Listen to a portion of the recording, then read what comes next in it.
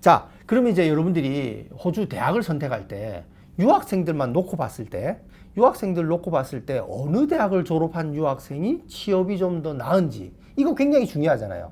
많은 학생들이 이 부분을 조금 잘못 이해합니다. 시드니, 멜번, 브리스번에 있는 우리가 알고 있는 메이저 대학을 졸업하면 속칭 명문 대학을 졸업하면 취업률이 좀 더 좋을 것 같죠.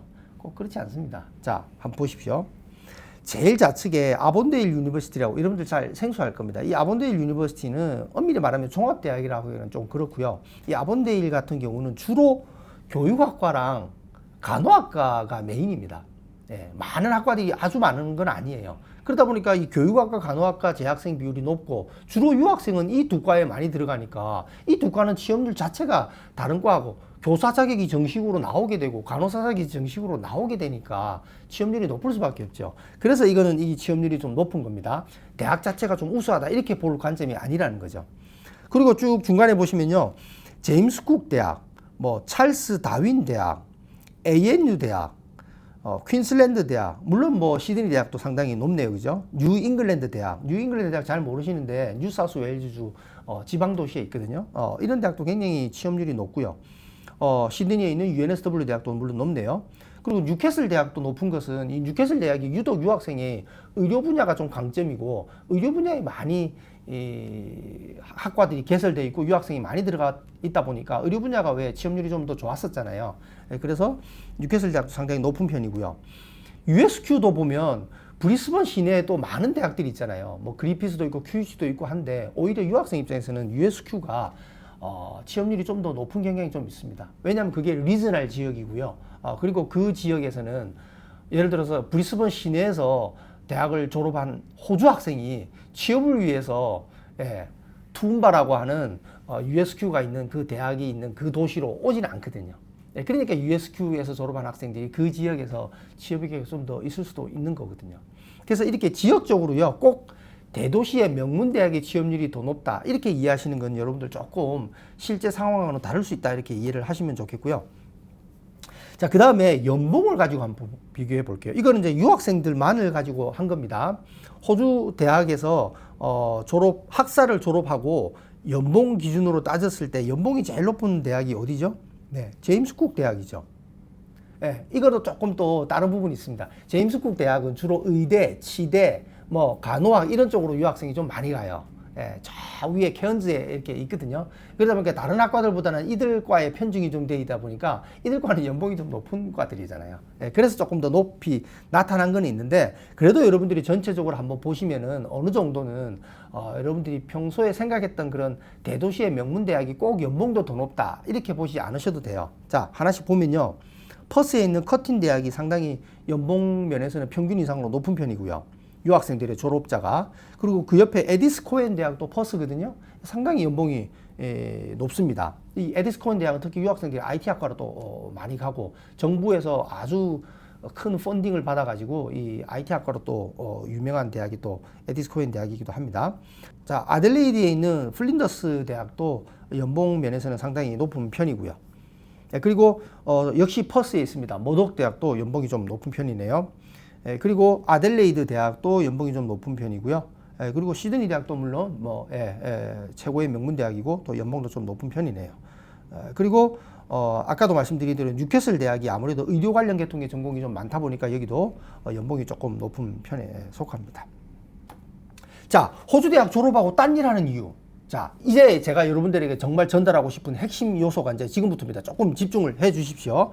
자, 호주 대학을 졸업했는데 왜 그 분야의 일을 하지 않느냐. 여러 가지 이유가 있겠죠. 그죠? 아까 보면 로컬 학생들은 70% 이상의 4개월 만에 다 풀타임 잡을 가졌는데 유학생들 같은 경우는 60%가 채 안 됐잖아요. 왜 그 큰 갭이 있느냐. 자, 한번 보십시오. 먼저 졸업을 하고 학사를 졸업한 다음에도 더 공부를 하는 경우 유학생이 5.1%, 로컬 학생이 6.2%, 별 차이 없죠. 석사 과정도 마찬가지입니다. 유학생 2.6%, 로컬 학생은 3.6% 정도는 더 공부를 한다는 거예요. 이 차이가 별로 없습니다.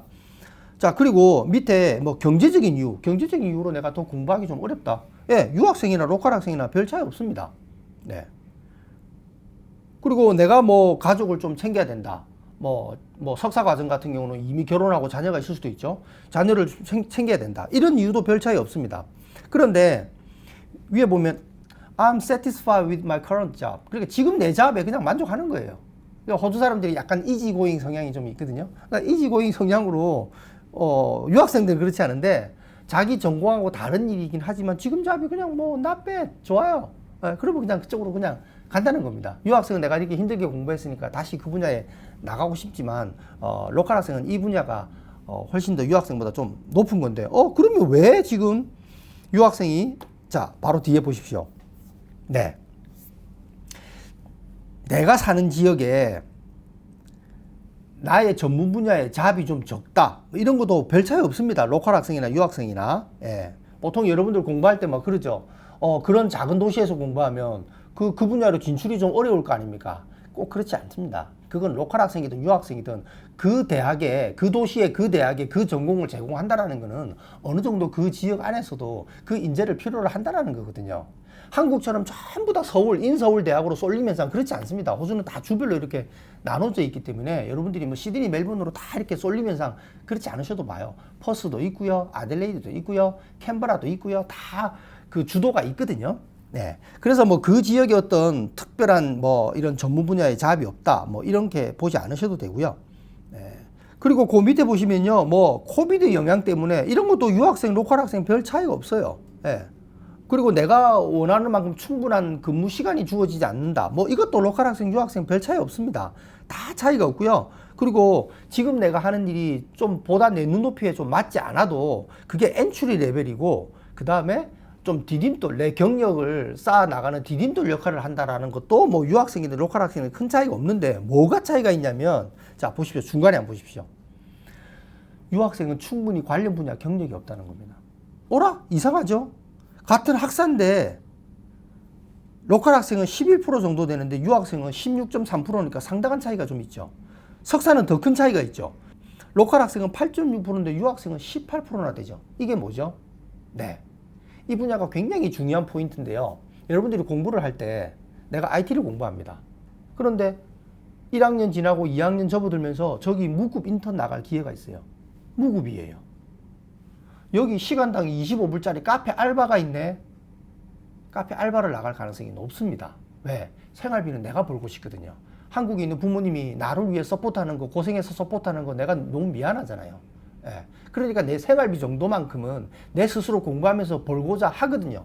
효자, 효녀인 많은 유학생들이 다 그런 경향입니다. 저도 학생 때 그랬고요. 그러다 보니까 어떻게 됩니까? 졸업하고 난 다음에 내 맥도날드 알바한 거, 카페 서빙한 거, 이걸 내 레주메에 적을 수는 없잖아요. 익스피리언스가 없는 거예요. 로컬 학생은 어떻게 됩니까? 네, 로컬 학생은 무급 인턴부터 차곡차곡 시작합니다. 요즘은 유급 인턴부터 바로 시작하는 경우도 꽤 많고요. 그러면 더 좋고요. 그러니까 제가 이 말씀을 드리는 이유가 여러분들이 영주권 유학을 고려하고 호주에 유학을 오실 때 자금 계산을 할 거 아니에요. 학비가 얼마 들어간다? 내가 5월에 경험해보니까 생활비는 충분히 내가 벌어서 해결되더라? 그러니까 학교 공부하고 남은 시간에 내가 알바를 열심히 합니다. 근데 이 알바가 내 전공하고 관련 없을 가능성이 매우 높아요. 그리고 여러분들이 졸업한 다음에 그 분야로 진출할 때 여러분들이 그 분야의 풀타임 잡을 잡는데 가장 걸림돌이 되는 게 바로 이 워크 익스피리언스입니다. 그럼 이 워크 익스피리언스를 하려면 여러분들이 어떻게 해야 되냐? 초기부터 자금 계산을 달리 해야 된다는 겁니다. 설령 내가 무급일지라도 인턴을 나갈 수 있는 자금 계산이 돼야 한다는 겁니다. 물론 전공별로 따라 좀 차이는 있겠습니다. 그래서 이건 굉장히 중요한 포인트고요. 자, 그 다음 밑에 한번 보십시오. 더 중요한 거죠. 예. 영주권이 없어서 차이가 있구나. 제가 호토바이가 줄기차게 강조하지 않습니까? 호주 졸업한 다음에 취업하려면 뭘 선결해야 된다? 네. 영어도 중요하고 관련 기술도 중요하고 학교도 열심히 학점을 잘 받아 다 중요합니다. 그러나 손에 영주권이 없이는 그 분야로 못 나가죠. 네. 그래서 이 반드시 여러분들이 호주에서 취업을 하고자 하면 이 영주권을 어떻게 해결할 건가? 어느 시점에 해결이 될 건가? 이거는 너무너무나 절대적인 겁니다. 예. 여기에서 다 차이가 나버리잖아요. 자, 그래서 이제 호주 영주권 유학을 할 때 제게 이런 질문 많이 합니다. 호토바기님, 전공별 연봉은 얼마나 받을 수 있나요? 졸업 후 직업은 쉽게 구할 수 있나요? 어느 전공이 졸업 후 전망이 좋은가요? 아주 중요한 질문들입니다. 그러나 이 질문들보다 훨씬 더 근본적으로 중요한 질문이 뭐다? 예, 내가 언제, 어느 시점에 영주권을 어떤 방법으로 해결할 수 있는가? 이거를 학업 초기부터 어느 정도 충분히 전문가의 조언을 받아서 계획을 세우셔야 됩니다. 제가 밑에 이메일 주소 하나 드릴게요. 항상 저희에게 이메일 주실 때는 좀 제발 좀 본인의 세부사항, 세부사항을 좀 낱낱이 좀 적어주셔야 한국에서 뭐 어떤 학교에 무슨 과정으로 내가 좀 다녔다, 현재 학점은 어느 정도다, 어떤 학교에 무슨 과정에 학점이 어느 정도다라고 하면 제가 이분의 학업 능력 정도를 감안할 수 있잖아요. 수능 점수를 어느 정도 받았겠구나 감안할 수 있잖아요. 그런 백 데이터를 여러분들이 좀 다 주시면서 좀 문의를 주시면 제가 충분히 조언을 좀 드릴 수가 있고요. 자, 그래서 오늘의 결론은 이렇습니다. 호주 대학 졸업 후 호주 취업을 원하시나요? 네, 호주 취업을 원한다는 것은 호주 영주권을 원한다는 거하고 같은 말이라고 보셔야 됩니다. 졸업비자 가지고, 졸업비자 이 2, 3년 가지고 취업한다는 거는 뭐 호텔 경영 분야라든지 이런 분야, 많은 커리어가 없어도 바로 취업하고 일을 할 수 있는 분야도 물론 있지만 대부분은요, 2, 3년짜리 비자 가진 사람한테 대단한 회사에서 대단한 포지션을 맡길 이유가 없죠. 그래서 여러분들이 그 전에 영주권을 해결을 해야 된다는 겁니다. 이 영주권을 해결하려면 어떻게 해야 된다? 허투하기 뭐 이건 불변의 법칙입니다. 어떤 정부가 들어서고 어떤 정부가 이민법을 바꿔도 이건 불변의 법칙입니다. 호주 영주권 유학, 선택 3대 원칙, 전공 선택, 지역 선택, 학교 선택. 항상 이 순서대로 선택을 해 나가셔야 됩니다. 절대 학교를 먼저 정해놓고 뭘 끼워 맞추려고 하시면 안 됩니다. 그리고 영주권 유학의 성공 3대 원칙, 나이, 돈, 영어, 이 셋 중에 하나라도 결핍이 생기면 안 되고요. 바로 이 돈, 자금 계획은 아까 말씀드렸죠. 내 전공에 따라서 반드시 무급 인턴부터 시작을 좀 해 나가야 될 필요성이 있는 그런 전공들이 있거든요. 그런 전공일수록 자금 계산을 제대로 하셔야 된다는 겁니다. 이상 유학생이 호주 대학을 졸업한 다음에 취업이 어떻게 되는지, 연봉이 어떻게 되는지, 전공별로 어떻게 되는지 이런 것들 좀 알아봤는데 도움이 되시기를 바라고요. 좋아요, 구독 부탁드립니다. 감사합니다.